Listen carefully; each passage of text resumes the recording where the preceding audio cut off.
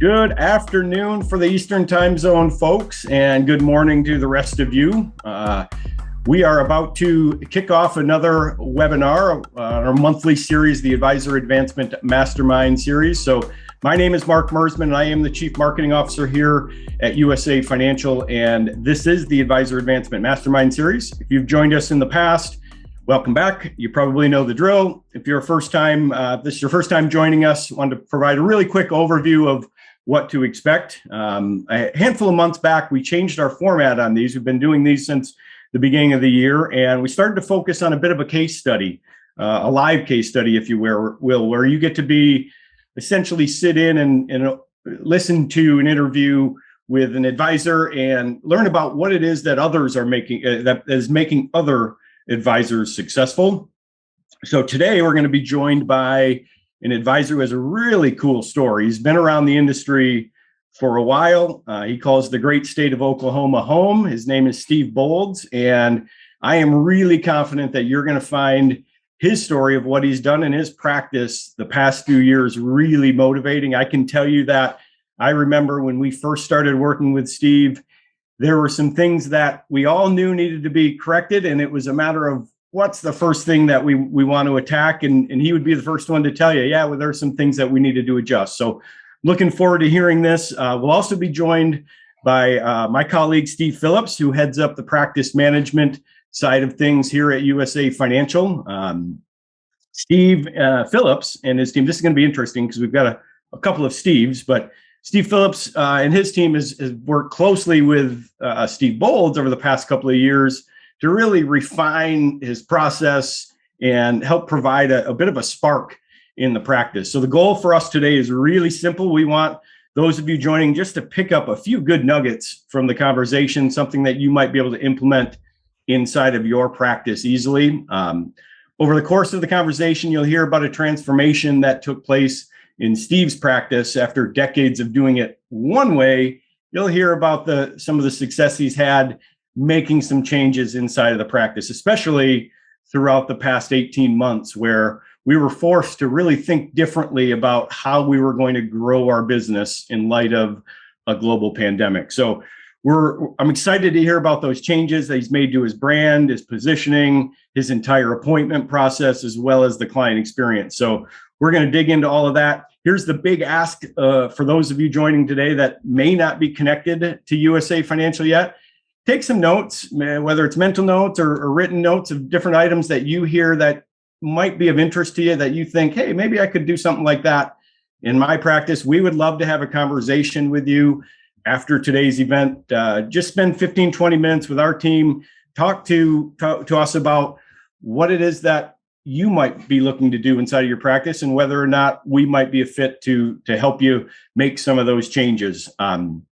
USA Financial typically works with advisors who kind of hit an inflection point in their practice, whether it's time for a different marketing approach or time to explore how to scale the practice. Most of the advisors that end up working with us feel like they've hit a bit of a glass ceiling in their practice. And so they're starting to look for some options to help them bust through that glass ceiling. So before I hand this off to the two Steves, which I think in a moment I can ask you to join on. I want to cover some housekeeping items. There is a Q&A button. I will encourage you and ask you, feel free to fire any questions through that. I'm going to do my best to moderate it while Steve Phillips handles the primary interviewing duties with Mr. Bolds here, and we'll do our best to answer them. Some of them we might have to just answer directly with you, depending on the question, or we may not get to it, but I'll do my best to field that. So feel free, fire away those questions as you're going through it, and I'm looking forward to helping you out. So without further ado, I'm going to toss this over to the man of the hour, Mr. Steve Bolds, and our chief interviewer for the day, Mr. Steve Phillips. So gentlemen, welcome again for another Advisor Advancement Mastermind series. And Mr. Phillips, they liked our 1-2 punch so much last month that they brought us back, and we've got an awesome guest today. Yeah, it doesn't seem there's any other way to do it now, Mark, except for the Hollywood Squares thing. And having you that is just fantastic. So excited about that. Well, here you go, Mr. Bolds. Thanks for joining us. I'm going to toss it over. I don't know if I'll just say Phillips and Bolds or what we'll do as I interrupt you, but take it away, Steve. I know you guys talked beforehand to figure out what genius it is that you're going to be discussing today. So have at it. Yeah, appreciate it, Mark. Steve Bolds, what a joy it is to be on with you. This is something that's been coming for a while. And while I have a privilege to do these occasionally, I've been looking forward to this one. So on behalf of all of us, thanks for the time. This is it's an honor to be here with you. And I've just been looking forward to this. So yeah, thank you. You know, there's a lot for us to talk about. And Mark used the word transformation, which I like a lot. But so let's go back to the very beginning. And I don't think a lot of people at USA Financial know this, that you and I came across each other kind of on our journeys to USA Financial. I was one of my many stops along the way developing the practice management program that eventually was acquired by USA Financial. You were on your own journey to sort of find out where the best fit for you would end up being. And that was fascinating that over the course of, I think it was 2 or 3 years before we both ended up, well, you got to USA before I did. Correct. Yeah. Probably 3 years before I got there, that you and I got to know each other a little bit. So I think that that's a really relevant starting point. Talk about your journey a little bit, because you made some stops around the industry and how it is and why you ended up at USA Financial. Well, we did cross paths a little while back, Steve, and it is interesting how that happened. I was looking for a home. DOL was coming down the pike. There were lots of different things going on. I wanted to make sure I was at the right place, getting up in years at 64 years old. I thought I need to find someone that I can really end up my career the right way. So I went on a search, and I looked at mainly the Annexus shop. So I went out to Virginia. I went to Minneapolis, Minnesota. I came to Kansas City. And of course, I went to Ada, Michigan. Yep. Of the 4 places I shopped around, I was looking for a place that would give me systems and processes that I could put in place to kind of automate my practice and take a little pressure off of me and really spend some more quality time with family and enjoy life a little bit more. There was a lot of criteria I was looking for. And I'll be honest with you, every one of those 4 places I went had pretty good systems, pretty good processes. I heard a lot of motivational things. A lot of what I was looking for was there. But I ended up making a decision to go with USA Financial. Now, you know me, Steve. I usually tell everything, put it out there and put it on. People have asked me, actually, the guy that recruited me, Matt Hoopchurch, said, Steve, why'd you choose us? And I said, well, you guys had the best T-shirt, which really wasn't true. And I haven't even shared this with you yet, but the reason I settled with USA Financial is of the 4 places I went to visit, they had the least amount of diversity of any of the 4 shops. And that, believe it or not, is what attracted me to USA Financial, because I've been a pioneer all my life. I like it. I was born in Evansville, Illinois, raised in Indiana, went to high school in Vermont, went to college in West Virginia, and 43 years ago came to Oklahoma. I've had a couple of heroes in my life. The first one at age 13 was Muhammad Ali. And we all know that story, Yep. He could have done a lot of things, but he stood on his principles, stood on his convictions. And another hero in my life has been Colin Powell. And if you've not heard of his American Journey, I'd encourage you to read his book, The American Journey by Colin Powell. So it seems like divine providence brought me to USA Financial. Yeah, and all those things that matter end up fitting. Now, one of the things you shared with me was that one of the impressions on your visit was that Mike Walters came out. Isn't that was a whole different experience. Mike Walters came out with a boot on, and I thought, oh man, here's the leader of this organization, and he just had some recent surgery. And but when Mike started talking, and I couldn't think of a term, but there was the kaleidoscope. They had everything there. I forget what the term was. Yeah. I was hoping you would be able to find that for me, but they had a place where advisors would go and find everything they needed. All these different shiny objects that I've been sorting through for years, they were all in one place there at USA Financial. So that was gratifying just to hear Mike Walters put it all in perspective. And I thought, okay, this is the right place for me. Yeah, good. That's only Mike can do. And I can tell you that my history with USA Financial is back years and years, 30 years, that the right fit advisors have been a big deal. So you're right. Providence, many other things. You ended up where you were supposed to, as did I. So here we go. The interesting thing about this conversation and why I think it's so relevant today is there are a lot of advisors that find themselves feeling like we're doing some things really well, and suddenly, whether it's on purpose or there are things that just come out of the clear blue sky, you feel like the bottom falls out from underneath you and you're sort of starting over. And you and I talked about that and have been working on that together. So there was a point where there was a big staff turnover for you that you really sort of had to start from scratch. And that was happening, I think, really after we'd been working together for a year or so. So sort of talk about what went on and the transformation, as Mark put it, of the practice in the last 18 months or so. Well, Steve, we kind of stumbled out of the gate, so to speak. There was a producer in place with USA Financial, unknown to me.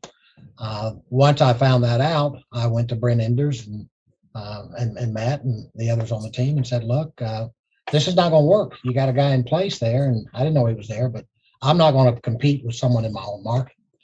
So long story short, I said, what I'm going to do is go talk to the guy, and if he's willing to come under my practice, then I'll be able to stay with USA Financial. Long story short, went and talked to this gentleman, and he agreed. Unknown to me, and I thought I had a pretty strong commitment from him. About a year or so in, he began to ask me if I was willing to go and look at some other places he had been previously. And that sent a strong message to me, Steve. That told me that this guy was not fully committed to where he was, or to USA Financial. And that was unsettling. It sent a message that eventually this person is going to be moving on. Right. So I had some hard choices to make at that point.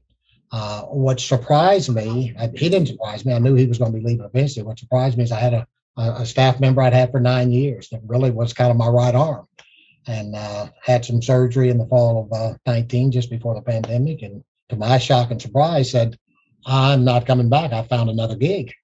And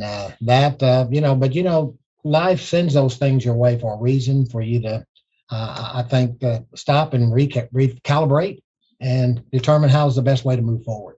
Yeah. So in the course of a couple of months, you had a person that you felt like was a partner, and your admin assistant, executive assistant partner of 9 years, both of them leave the scene within 2 months, within a 60-day span. Yeah. That's a real shot across the bow about what are we going to do with the practice. Yeah. So. And when the guy left, I'd opened a branch office that he was actually manning that branch office. And I went out on a pretty big limb to open that branch office. Put a lot of things into it, a lot of resources, a lot of money into it to get it open and to get it running. Yeah. So I knew when he came to me in December of 2019 and said, I've got a diagnosis, I'm going to have to move on. That's another story. But I realized, okay, I'm going to have to shut that place down. No way I can carry 2 offices. So I shut it down February the 1st, and just to show you how things work out. On March 13th, COVID pandemic, the whole world shut down. The whole world shut down. I would have to shut that office down anyway. So it really worked in my advantage. Yeah. So here you are. So that's the 3 things. If I said to any advisor, you're going to lose your partner, you're going to lose 9-year assistant, you're going to close one of your 2 offices, successful offices. How do you feel about your future? And all along, your poise remained intact. Now, we had been doing some work together around the brand. We had just started to really put that together. I think that Aaron Grady and I had been down to visit you and try and do some in-person coaching. But I want you to speak now, maybe before all those things happened, but from that point forward, your commitment to the brand and what was happening, and it's the significance on the new trajectory of the practice after those 3 big events. So talk about that for a minute. Well, even before those 3 events, Steve, my low point was probably in November of 18, when you guys called and said, actually, USA Financial said, Steve, we want you to come up. We've got advisor protocol. They didn't tell me exactly what it was, but I got there and it was advisor protocol. And I picked up the advisor playbook and read that on the plane going home. Had I not had that advisor playbook and that foresight as to where I could take my practice, I probably would have closed the doors and closed shop. So when these events happened, Steve, I was already prepared in a sense. Like you said, I was already working with advisor protocol. I already believed in the Pareto concept, the 80-20 rule. I just didn't know how to implement it. But that showed me a way. And even with the disruptions I had and the pandemic coming on, I still had a focus because I knew I had a process that would eventually make me successful. Now, my staff will tell you I'm not the most patient guy in the world. When I start implementing some of the things that you coached me on, I was looking for more instantaneous results. And it didn't happen in late 18 or early 19. Fortunately, for me, it did. But it began to get traction in the middle of a pandemic in the spring of 2020. Yeah, that's the question. I know that you're you let's get to it type of guy, but one of the things that I really have observed and I greatly appreciate about you is the fact that you stick to it. I remember, and you and I talked about this, I remember sitting in my office when you called me and said, we're doing everything that you've taught us. Your words were, and it's just not working. That's right. And so so now there's the fourth thing. It's like, okay, all of these things have happened. I read the book, I'm doing this stuff. Maybe it appears like we're another shiny object or something, but it's not working. There's another turning point there. So talk about that one. Well, what I realized, Steve, is that this process and this mindset, I had what I call a sales. There's two people, as you have coached me over the years. There's two types of people in the industry. You're either a salesman or you're a consultant. Yeah. And I've been a salesman all my career from 1979, starting as a Medicare supplement insurance agent, evolving to long-term care insurance and annuities. And, I was just on the sales side of the equation. Knew there was something better for me, something different out there. But until I picked up the advisor's playbook, I really couldn't put my finger on it. But that told me that, you're really a consultant. And even as a salesman, I was doing a lot of things from a consultant's perspective. But that just opened my eyes as to really who I am, how I need to be branding myself, and how I need to approach both clients and prospects. What a great personal insight. What a great personal insight, Steve, because that, of course, was the third point. It's sort of the evolution of the changing value proposition for the firm. But if that doesn't happen internally, you've been pretty successful at selling stuff. So the change to becoming a steward or a consultant, first of all, what I know about you, I think that's in you. I've said that to you for as long as I've known you. I think that that's who you are. So this personal approach then leads to a new business approach that kind of changes the game. Not kind of, it changes the game for RVA. Well, no question about it, Steve. I like the saying that necessity is the mother of invention. Yeah. And in my opinion, failure is the mother of success. And I've had enough failures, especially on the sales side. I managed to survive until I found what I was actually looking for. Yeah. That is this consultative approach to everything. So a consultative approach, then, I think this is something else that we sort of touched on. The consultative approach sort of leads you to not everyone's a fit for RVA. There's more of if I'm a consultant and I'm a steward, not just of money, but of the relationship. I think that's something that really changed for you and the new team is that you recognize who you're most suited to serve and that what a positive that is for the organization.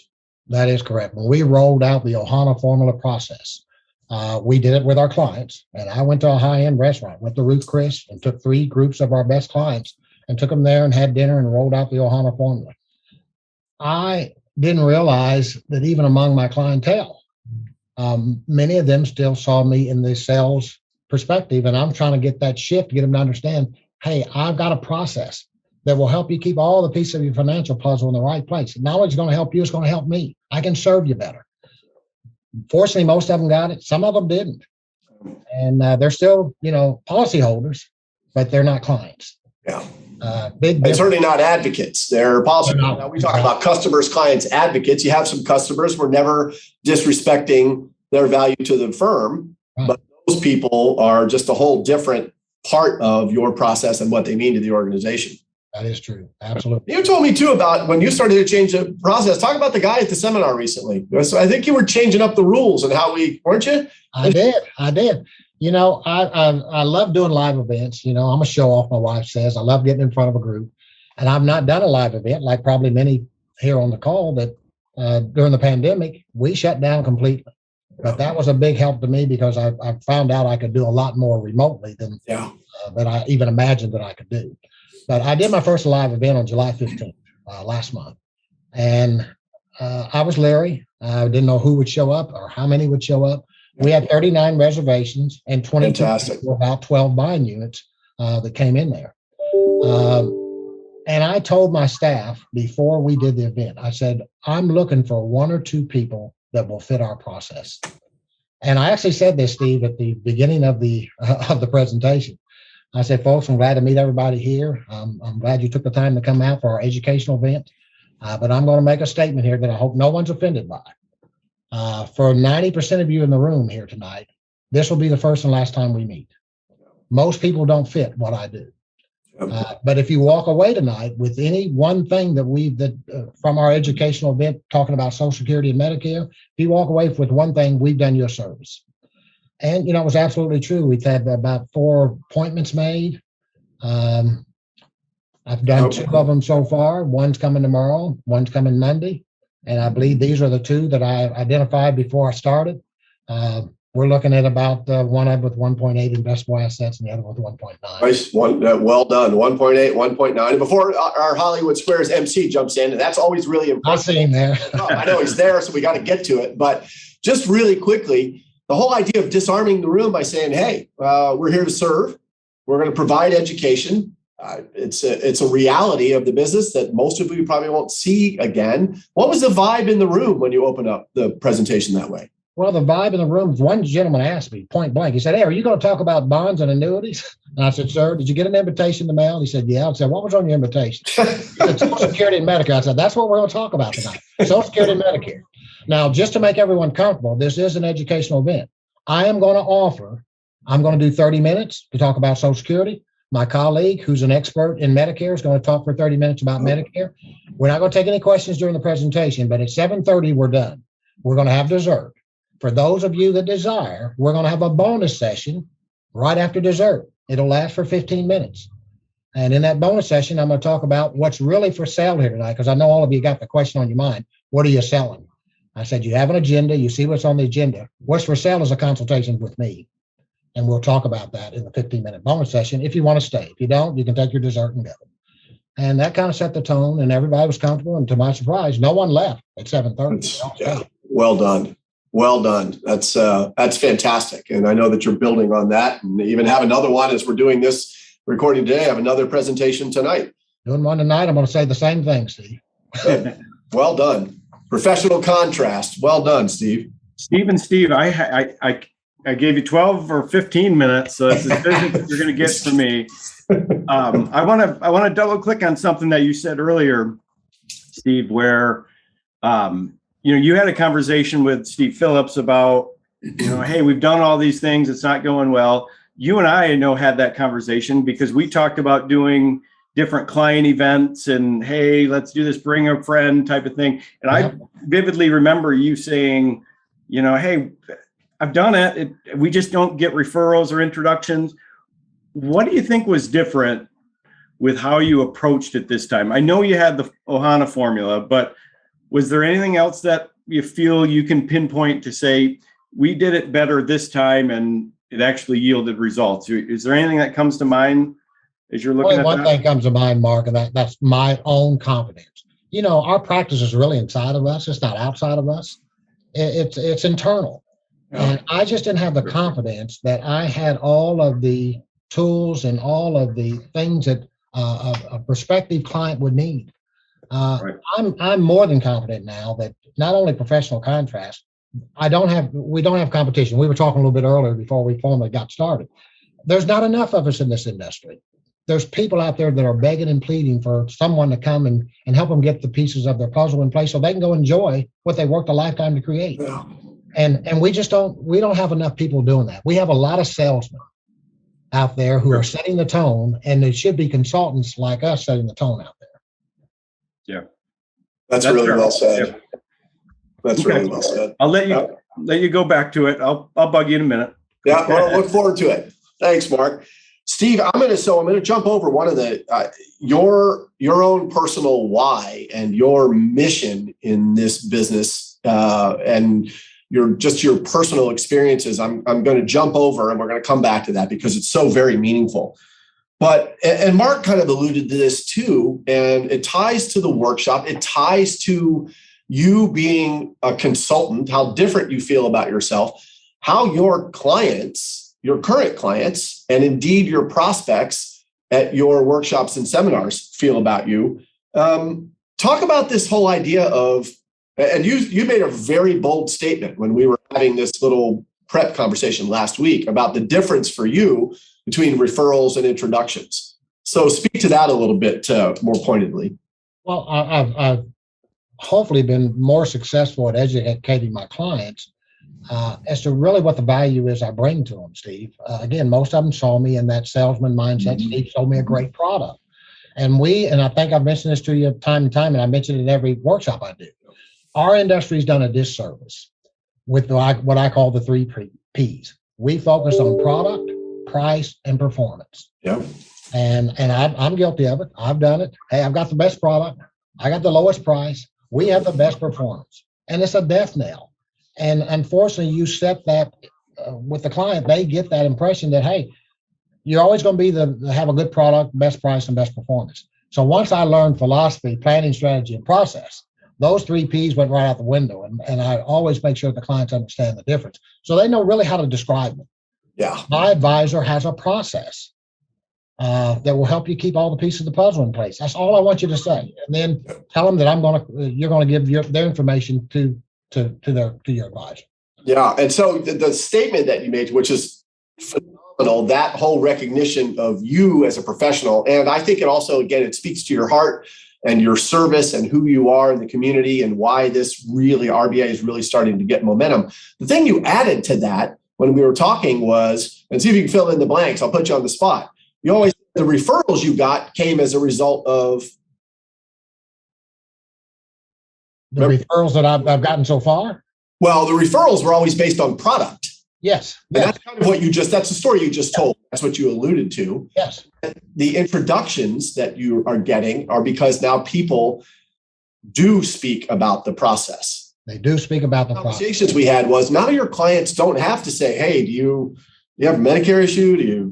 How much money do you have to invest? Do you need an annuity? Do you have enough life? All the things that are revolving around product, and how quickly a lot of your clients figured out, wait a minute, the process, everything is there. It's now a compelling way for me to describe Steve and this awesome relationship to people that I care about. And you've had great success with that. I had an epiphany, and I had to find a way to have my clients have the same epiphany I had. Yeah. Which is just from a completely different perspective. You know, what really is the true value? And when you started this process with me, Steve, you said, Steve, when you were done, you're going to have to name your process. Well, it was pretty easy for me. Yeah. Our second home is Kauai, and we love that place. And there's a beautiful spirit over there, the Aloha spirit, but there's also the Ohana spirit, which in their culture, family means everything. So it's very easy for me to name my process the family formula or the family process. It was just something that just seemed natural. Well, and you live it too. And as when Aaron and I were at your office speaks to it. There are pictures of it's very welcoming. Your family is all about the place with pictures and how comfortable it is and just being in your office. So, the whole idea, the epiphany that you had leads to the epiphany that your clients had. There's an old saying that says the thinking that created problems is not the same thinking that's going to solve problems. That's right. Your epiphany about what is it I'm really doing? What type of professional am I? Not sales, not, I'm a consultant, and sharing that with your clients just obviously made a difference in your practice. And the other thing too, Steve, is you're about as genuine. This is what we share with advisors and why we work so hard to help you. We're not going to sell you your process. It lives in you somewhere. Right. And that's meaningful now that your clients are like, wait a minute, Ohana is a real thing with RBA, and we want to be a part of that. So you certainly helped me bring it out, Steve. No, that's fantastic. And so there are two big reasons, two big stories that you tell about why you are in this business, which it goes right back to everything we're talking about. Who you are, being a consultant, the epiphany for you, the epiphany for your clients. Speak to those things. I'm in business because of two great people in my life. both my grandmothers, paternal and maternal.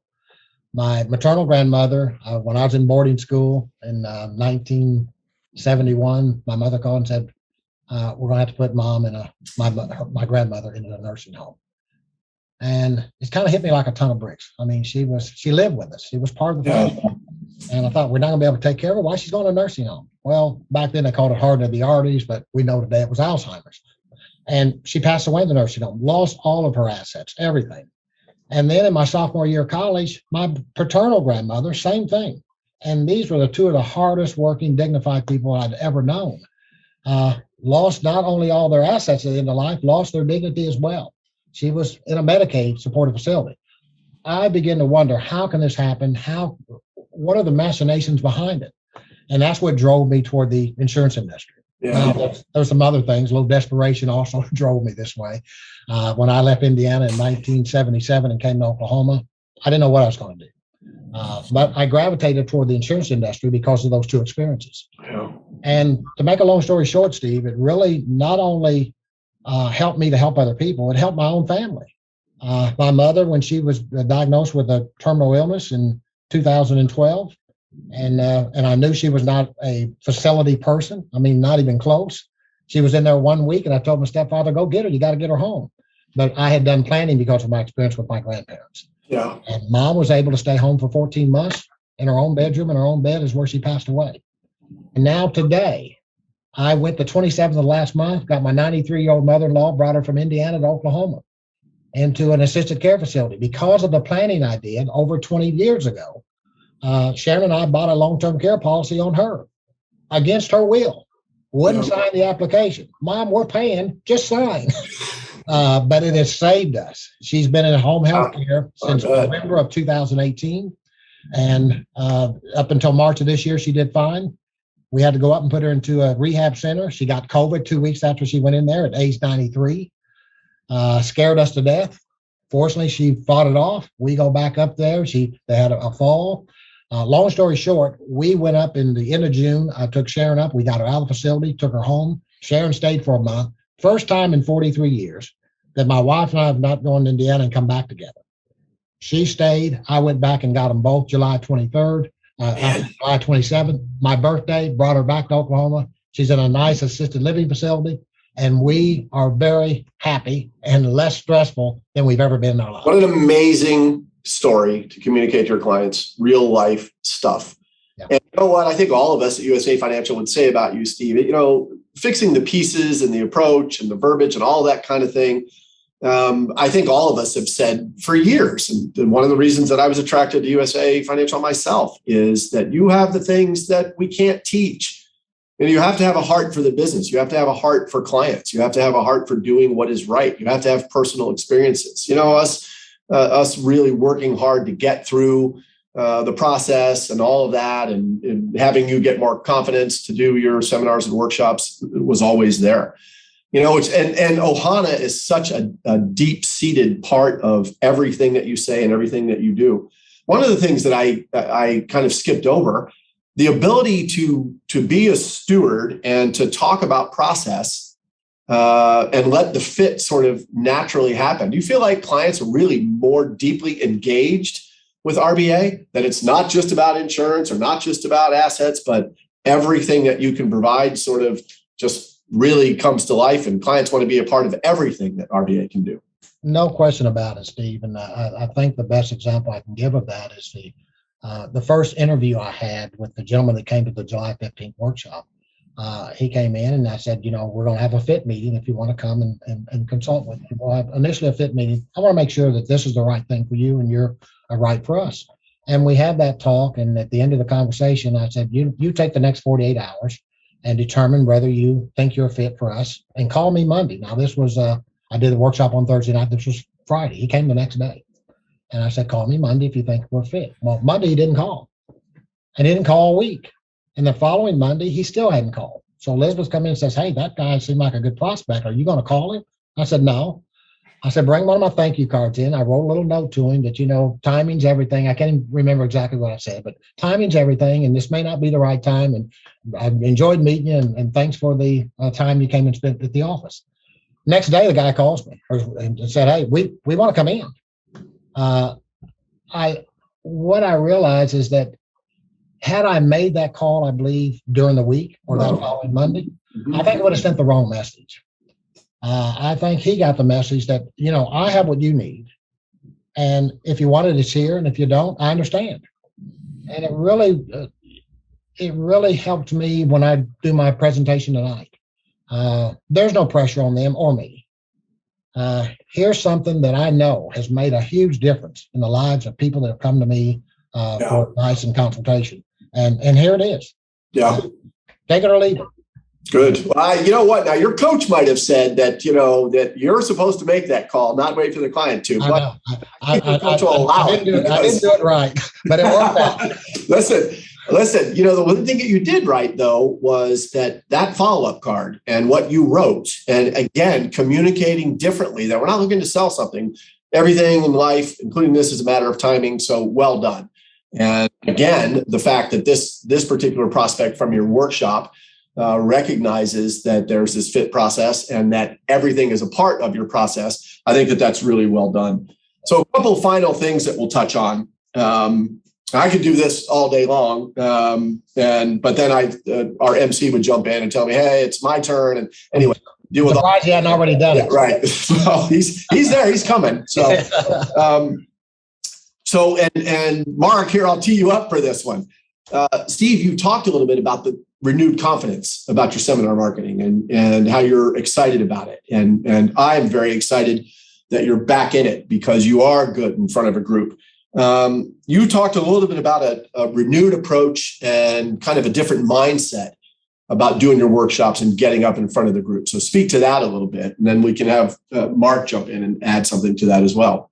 Well, I truly feel that I am just offering an educational service because that's what we're doing. But it gives them an opportunity to look at me and to look at what I can bring to the table for them. And again, we're not going to be a fit for most people. I understand that. And it took me a long time to understand that. And I think you and I talked about this, Steve, and Mark, you can identify with this. When you put that money out there, you're expecting a return on investment. And, I just wish I'd have found this process sooner because I spent a lot of money in the sales cycle, just trying to get in front of the right people. But they get these invitations all the time. They know that there's a hidden agenda. So I love the fact that Steve says, don't sit down with anybody, Steve, until you have an agenda. So one of the things I do on the front end of our workshops is, folks, I know you're looking for a hidden agenda. It's right there in your packet. Pull it out. And the agenda is there, what we're going to talk about. But then they understand, too, that we don't just do this it's an exercise. There's an opportunity for you, and there's an opportunity for me. And again, it may not fit everyone. For those who do, that we can have that fit for, it's going to make a huge impact on their lives. Not only them, but the next generation and the next generation. Because one of the things I'm most proud of is I'm working with second and third generations of clients I had 25, 30 years ago. Fantastic. And that's because I was a salesman doing things in a consultative way without even realizing it. Yeah. Can you touch a little bit on the integration of this other advisor now or agent into your workshop and how you feel that went and how you're trying to position some of that? Because I think that's a part of a bigger overall process that you're putting out there, that it's not just me. There are a team of different professionals that, whether they're working for us or we're connected with, you're communicating that really a lot better, I think, maybe than you did before. Good point, Mark. I've always used a team approach. I have an estate planning attorney that I have a 12-year relationship with.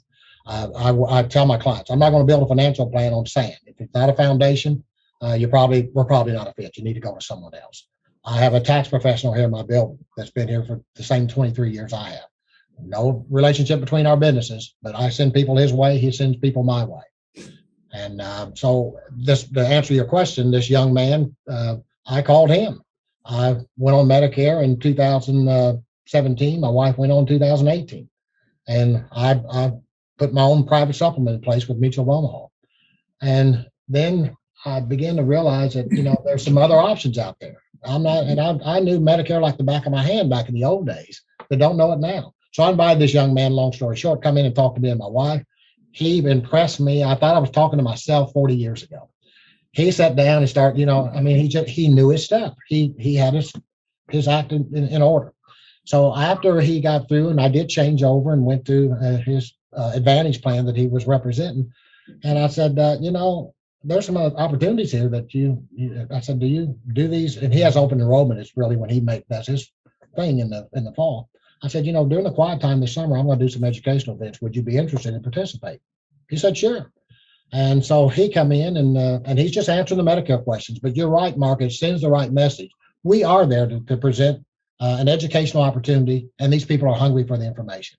They want answers about their Social Security and their Medicare, and we have them. And I tell them up front, we have the answers. Do we have them all? No. But the ones we don't have, we know where to find them. How are you working that into your appointment process? Specifically, I know a lot of folks, especially if they've done Medicare or Social Security or even any kind of general education presentations, they'll struggle with making that transition from there into the planning. And how are you trying to work in the Medicare and Social Security discussion into your planning process and the appointment process? Like at what point are you starting to really get a little more granular on some of the finer points on those programs? Well, of course, Mark, we use your evaluation and feedback form.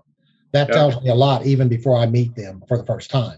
I've met them briefly at the meeting. We don't have any time to interact. We do the presentation. We have the dessert. I tell them a little bit about my practice and approach, and we're gone. So when I do sit down with them one-on-one, I'm looking at that evaluation feedback form. How many of those, and I don't have it in front of me, I wish I'd have brought it, but what got your attention on the Social Security side? What got your attention on the Medicare side?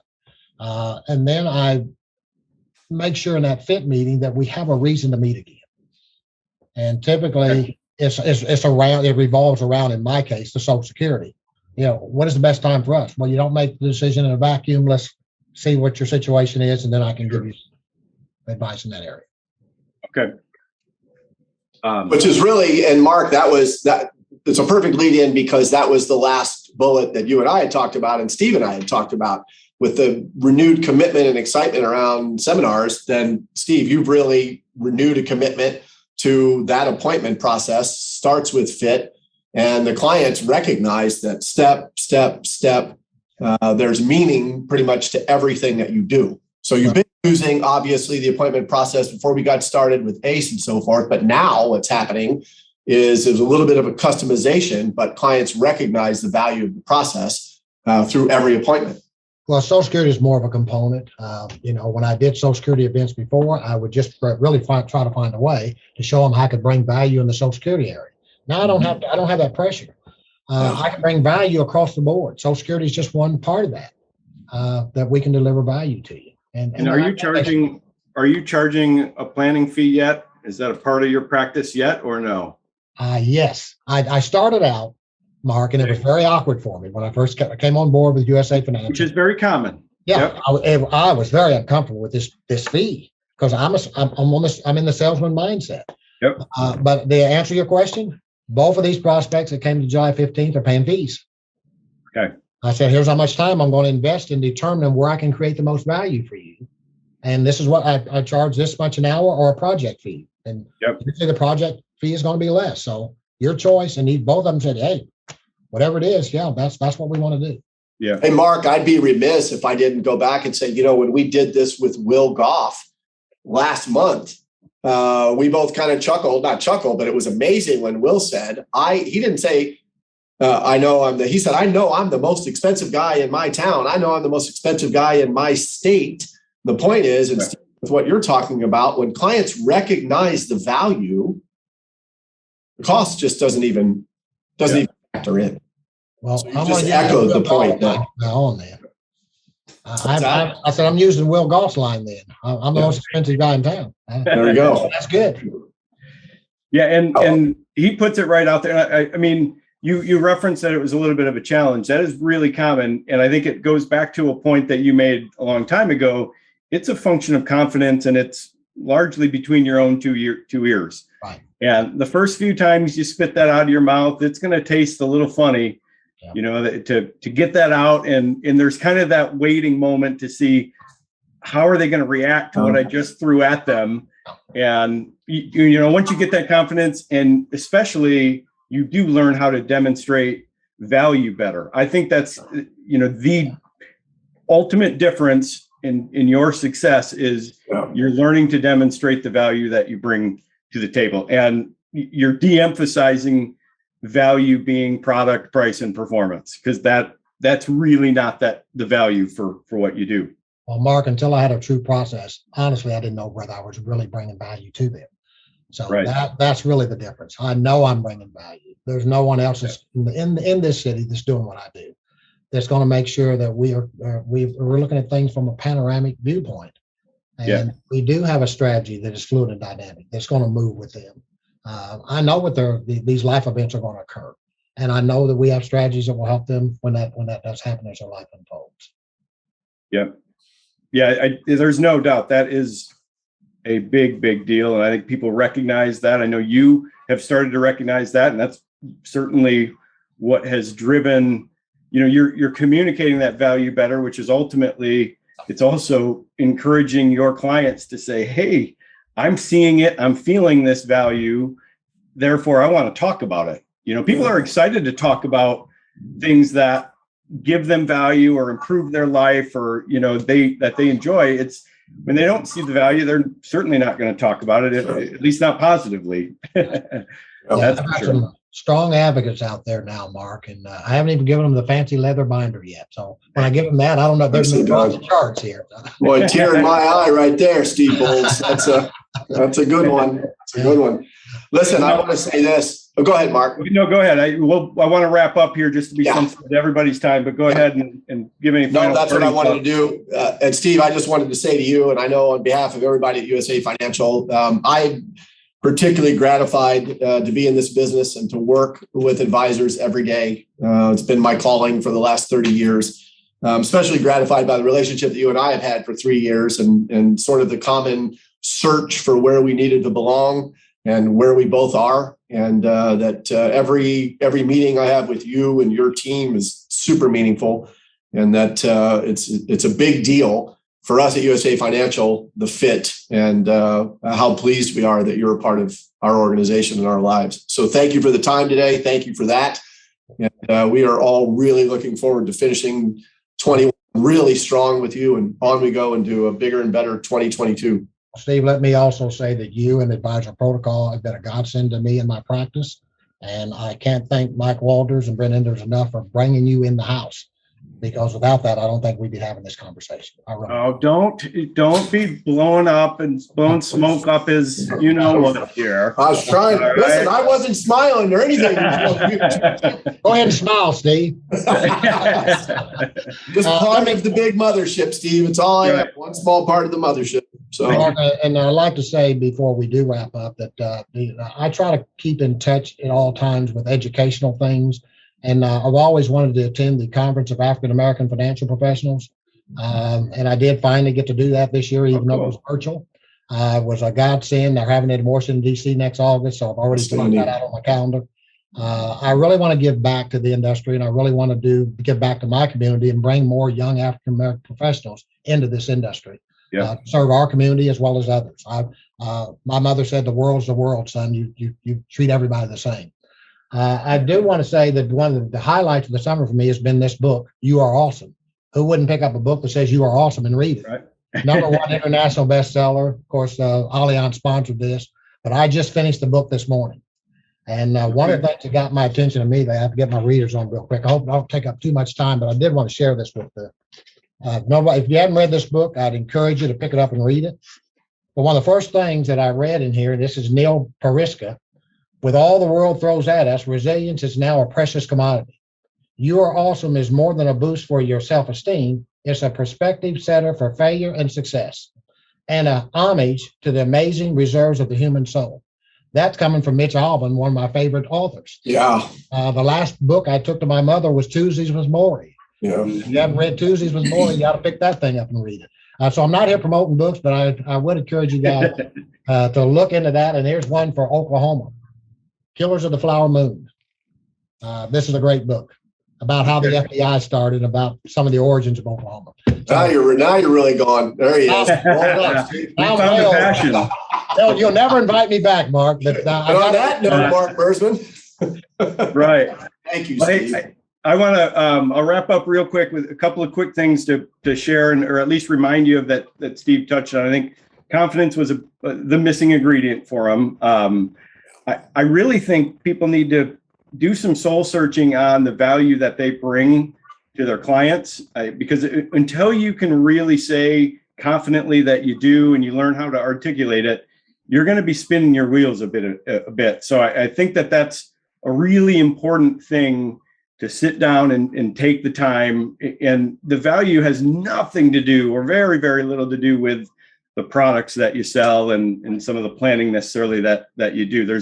It's all the ancillary stuff. So put some thoughts there. And as we wrap up, I'd like to invite those of you that have joined us today to spend a little time with some of the folks on our team. Somebody from our team will certainly reach out. And Steve mentioned earlier in the session the book, The Advisor Playbook, which was kind of a good catalyst, I think, for you to get your mind in the right place.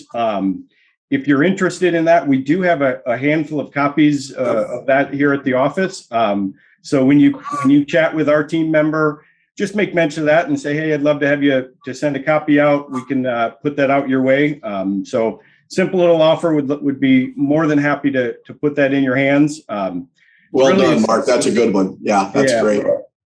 We're a pretty easygoing bunch here. It's just have the conversation, and we'll really put our focus on the relationships that we're trying to develop. And at the end of the day, that's what we know makes the business fun. And if you're wondering who is USA Financial the right fit for, I'll make two quick comments on that. First, you probably noticed that we didn't talk or promote products. We certainly didn't promote production volumes. That's never really been something that we have made an emphasis on. It's our belief that if we help you improve your process, the rest will take care of itself. And we're truly believe that. Product, all that stuff is important, but it's very much secondary. So that's one comment. The other thing is that most of the advisors that end up working with us almost feel like they've been forgotten where they're at. And I think it can happen a lot in our industry. And if that's you, and or if you feel like you've hit a glass ceiling,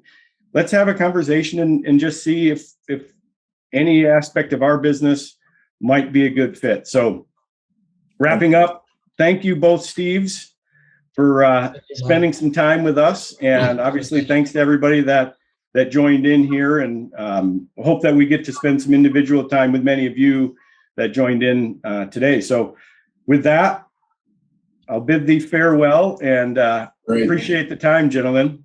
Thank you, Steve. Thank you, Mark. Thank you. Thanks for the invitation, Mark. Steve, no problem. Always. Never take you for granted. Well said. Absolutely. Well said. All right. Thanks, guys. Take care, and we'll catch all of you next month on our next webinar, Advisor Advancement Mastermind webinar. Take care.